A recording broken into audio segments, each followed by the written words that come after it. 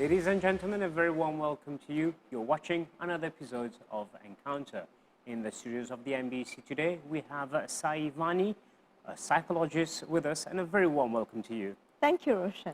Sai Vani, people already know you from the various appearances you've done on television or radio, because you also sing, you also write, and you're also a musician. But today, the reason why you're here with us for this episode of Encounter, you're here as a psychologist. It is a field that you practice professionally. So thank you again for being here. Thank you. It's a pleasure. Sai Vani, first things first. There's a lot of myth.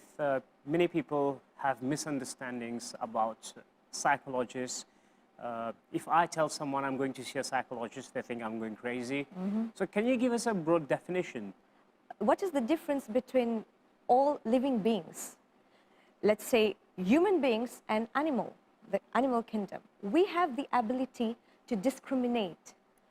That doesn't mean animals don't have a mind. They do have, but they are based on instincts. We have the ability to choose and to know what is right and wrong. So psychology is mainly the study of the mind, and a psychologist helps someone to understand himself better, or maybe he does it by himself already. But we help the person if, like, for example, you said, you're going to a psychologist means you're not mentally unstable. That's not the reason. You may just have a problem and you can't find the solution, which is why people go to seek help. So we need to find someone who can help you in that field. Sometimes our family members, parents can help, but that can be biased because they are in the same family, in the same house, in the same home, or they know the situation. But a psychologist will help objectively.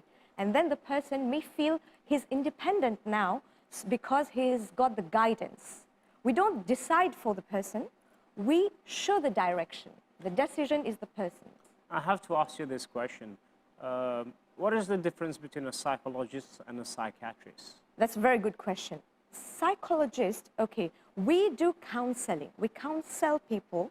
So in that way, we talk and the person reveals his different issues that he's facing, the challenges, and we give the counseling, not advice. That's different.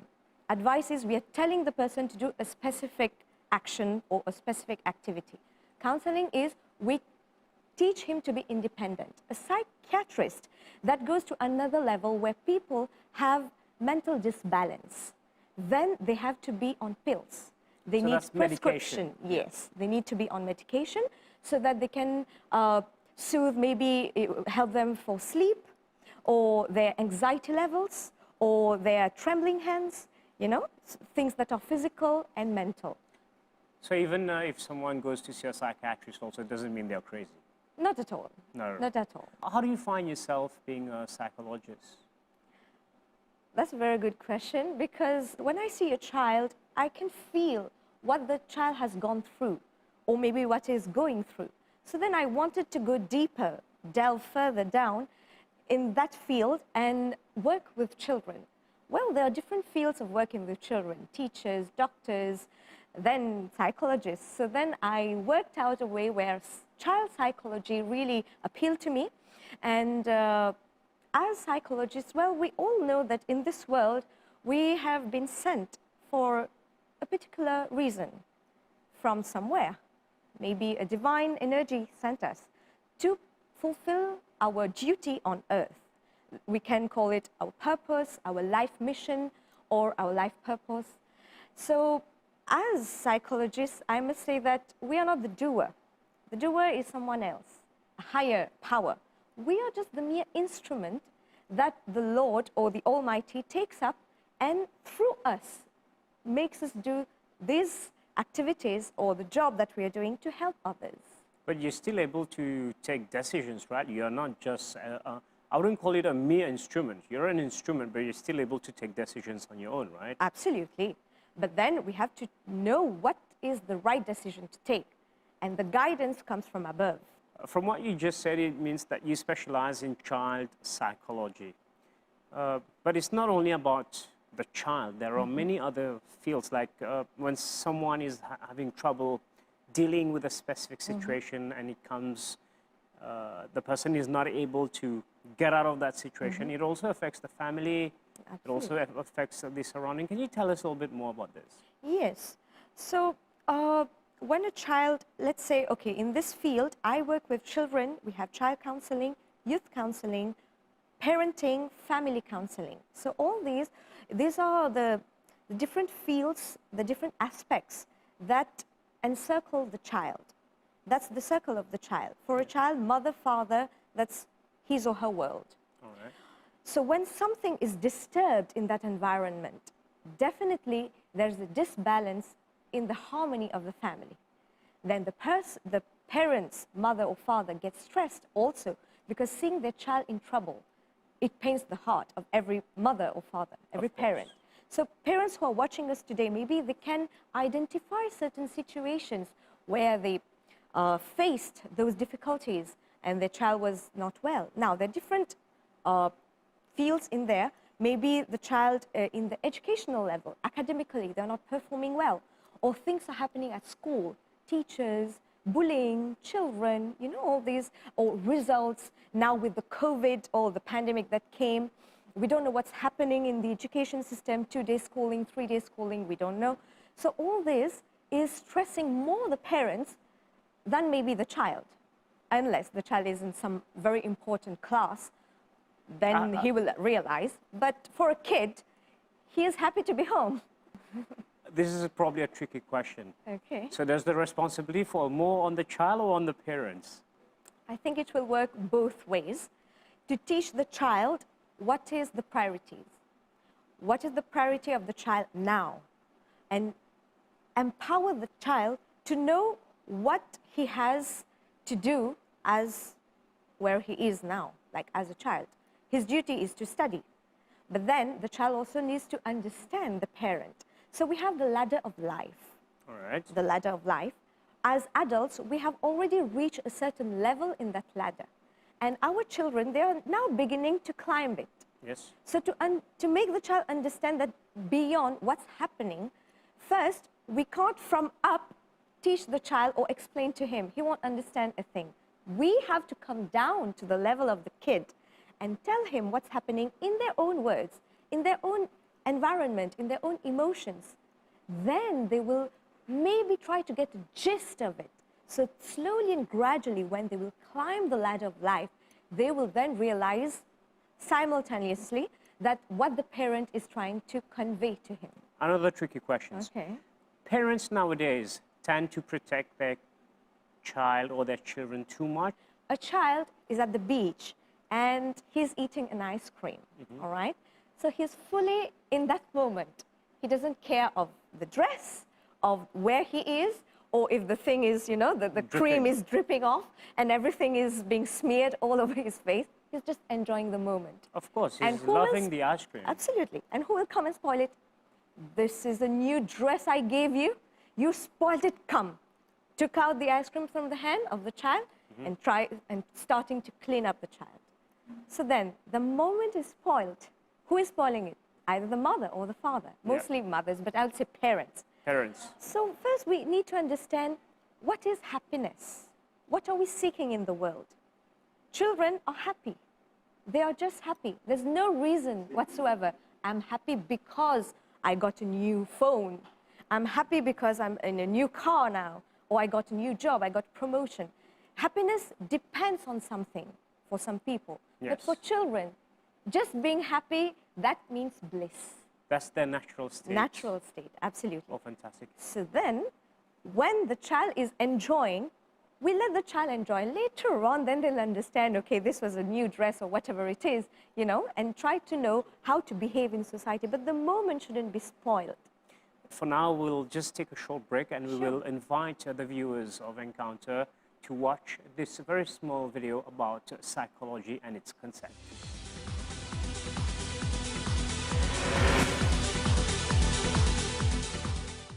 Psychology is the academic and applied study of mental functions and behaviors. The word psychology comes from two specific Greek words, Psyche, which means soul, life or mind, and logia, which means the study of. Simply put, psychology is the study of the mind. The overarching goal of psychology is to understand the behavior, mental functions, and emotional processes of human beings. This field ultimately aims to benefit society partly through its focus on better understanding of mental health and mental illness. To better understand how psychology emerged from its pre-scientific roots, it is important that we go all the way back in time to ancient Greece. Psychology's pre-scientific roots began with asking fundamental questions about the human mind, like how does it work? Some argue that knowledge is learnt and acquired through observation and everyday experiences, like learning how to read and write. Still in ancient Greece, the most curious thinkers like Aristotle, Plato and Socrates were asking similar questions. Holding similar beliefs in the late 17th century, British philosopher John Locke argued that the mind at birth is a blank slate and what we come to know comes from our experience. This idea would pave the way for modern empiricism, a theory that all knowledge is derived from our senses. During the 17th century, French philosopher René Descartes introduced the idea of dualism, which asserted that the mind and body were two entities that interact to form the human experience. It was not until the late 19th century when psychology began to emerge as a scientific discipline. In the early days of psychology, there were two dominant theoretical perspectives regarding how the brain worked: structuralism and functionalism. Structuralism was the name given to the approach pioneered by Wilhelm Wundt, which focused on breaking down mental processes into the most basic components.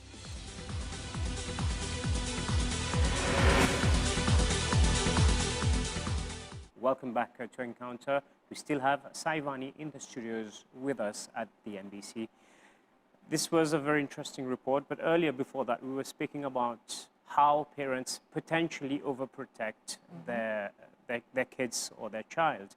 Right. So is there a problem in parents not realizing that they're only catering for material needs, but they also need to be there? So probably that addresses a major part of the people who come to see you for psychological advice. Parents also protect their child in the health category. So health-wise, their children need to be healthy in all ways. What they're eating, what they're wearing, where they're going, how they're going, with whom they're going, for how long will they be there, so all these. Parents, they have an eye on it. Let's say homemade food, for example. But parents, yes, they have become more providers than parents. They provide everything. And here we are talking of materialistic things. Exactly. Maybe school materials or technological materials. Nowadays, this is the trend. Yep. Little kids are having great tablets and iPhones and whatnot. And children, they are consumers. They're consuming it. Whereas earlier, I'm talking of when maybe you and I were not even born, and there was not such development as we have now in the world, but then families were very bonded together. Exactly. And what was the key there? It was the communication. They need not have a phone to communicate. They were there for each other. Or have a Zoom meeting to have dinner. Oh, yeah, nowadays that's also fashion. Especially with your parents. Yes, that's true. That doesn't mean that all this technology is not helping. Of course it is, because some kids are abroad and they want to keep in touch. This has helped a lot, Sure. True. But it's there as a facility. It should not rule our life. We should not forget our basics. And there's you were saying equation, right? So when materialistic comfort rises, automatically human values or spiritual values decreases. It's relative. Okay. When we are very much in comfort, we won't bother if our neighbor or next door some people is in trouble, because we are fine. For the children that are facing these kinds of challenges, we can say that parents are not there. What do you need? You need this? Okay. In a jiff, you get it. But the child wants some time. That's why we say in psychology and in many other jargons, we say quality time. What does that mean? It means you're there in mind, in thought, physically with your children, because your children don't need you only physically. Physically, yes, emotionally, mentally, psychologically, and ultimately spiritually. Then the child, we can, l'encadrement, as we say, Yep. they grow up in that environment to be a responsible citizens. And in turn, when they will be parent, they learn through imitation. When we'll be parents one day, maybe we'll think, oh, what did our mom and dad do? We'll do the same. What is the main problem? What is the main issue that people come to see you as a psychologist? We're keeping it to the child psychology, right? There are many issues that's affecting the family, but one of the most challenging ones is the technology. Children, they are very much addicted, I will use the term addiction here, to some device, technological device, tablet, phone, laptop, computer, PC. That's not specific to children. That also applies to adults. Yes. Yes. But adults, maybe they have a balance. They are aware. But for children, Okay. they are just attracted to it like a magnet, and they're going further down. For example, we had children that's so much with the screen, they can talk, but they don't talk. Do you want to eat? They'll just nod like that. They won't even say if they want to go somewhere, they need something, they're in pain. They are just focusing there. And they are cut off from the world. They're connected virtually. And we know all the virtual ills that's happening in the social media field. Children, this is one of the main difficulties nowadays, that they are so much addicted and they don't do their homework, you know, they won't eat, they won't go out and play. Like you were saying, outside, you as a child, you were going, even I went, you know, we had some nice gardens and we were playing badminton outside, or we're playing in the mud or in the rivers. Exactly. To keep in touch with nature. Nowadays, we're cut off from nature. And not to forget, we are made of nature, the 5 elements. Exactly. And we have to go back to there. We go back there one day. We come in this world, we have to go. So children, they are disconnected from all these natural elements. And they're connected with the device. And so many research has been done by great scientists that furthermore, if this continues in that trend, children will no longer be able to think by themselves or take a decision. Press a button and it's done. So let's say, what happens there? How do you deal with the child? How do you deal with the parents? You mentioned child psychology, youth psychology, Yes. and also Parenting, family exactly. So counseling. what happens then? First, we have to know what is so attractive in that device that's taking all the attention of the child. Shouldn't we more focus on how come the child is so attracted to it first, or the parents let the child do that? Parents, they find an easy way out. You know, children are throwing tantrums. Give them the phone, they will start playing. This is what I was trying to refer earlier. It's because when you said that the responsibility is both ways, I think that parents have slightly more responsibility than the child. Yeah, totally. Because first teachers are the parents first. And children, they look at their parents and then they learn also, which is why we say we are the best role model for our kid. If we ourselves, we are on our phone and we don't want our child to be the same. So first we need to rectify our actions in some ways so that the child can see. And it's not only words that have impact. Much more, it's what we do. The child sees and then learns. We will say, you have to say thank you. But Dad, you don't say thank you. How will I expect? You know, that's an example. So we are the role model. We have to give the example. So then parents, they have to know when they're planning for a child, what are the responsibilities that entail. We'll find the best hospital, the best clothes, maybe the best environment, all the material things. But then, is that enough? When the child will grow, what are the best values that we should give the child? Then that comes that the parent should have enough background or enough baggage, enough knowledge about that to know what my child needs and not to compare with other children. What is you mentioned earlier that you try to find the reason why the child is so attracted to a device. What is normally the reason? What happens there? First of all, it's a screen. A screen has colors.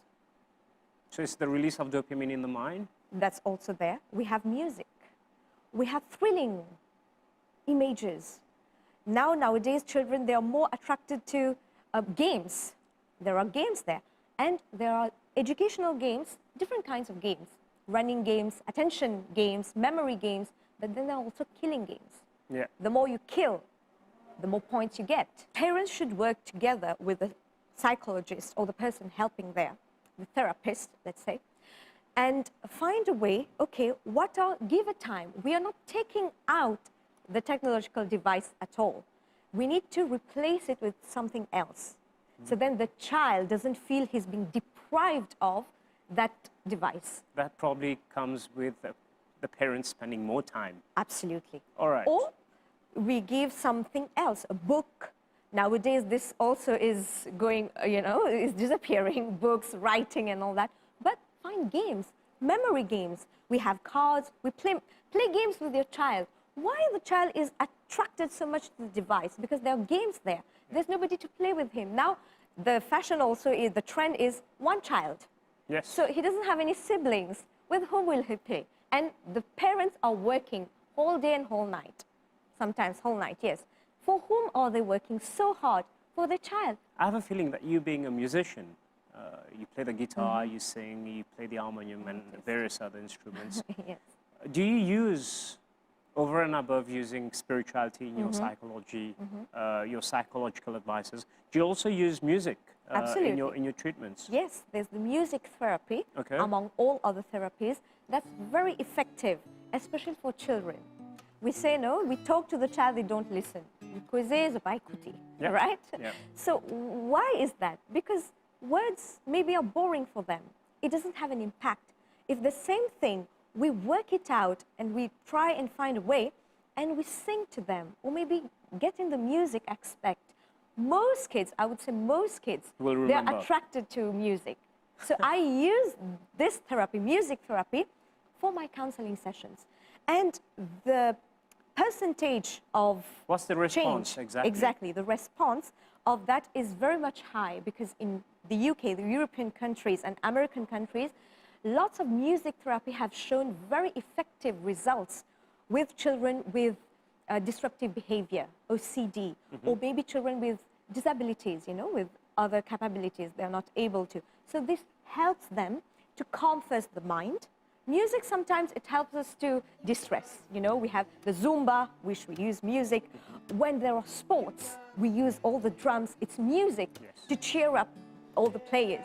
For children as well, sometimes a study has been done. Children who study with an instrumental music in the background have shown more successful results in their studies compared to other kids who got average marks and didn't have the instrumental music in the background. It's low instrumental music because when the child focuses, he doesn't hear the music, but when he relaxes, he can hear the music. Yes, that's true. It's a very fine line. Subtle. Yeah, it's subtle. And I would say music like flute or piano or guitar in the background. And it has helped me also. That works for me too. Absolutely. My parents and my siblings always thought that I was crazy that I had background music when I was studying. When I was studying. But you cannot show them now. A psychologist is telling you. No, that's maybe true. 20 years late. Right. But yeah, it works. And children with hyperactiveness, you can say, my child is hyperactive, or a child who doesn't listen, they're too slack, they're lethargic.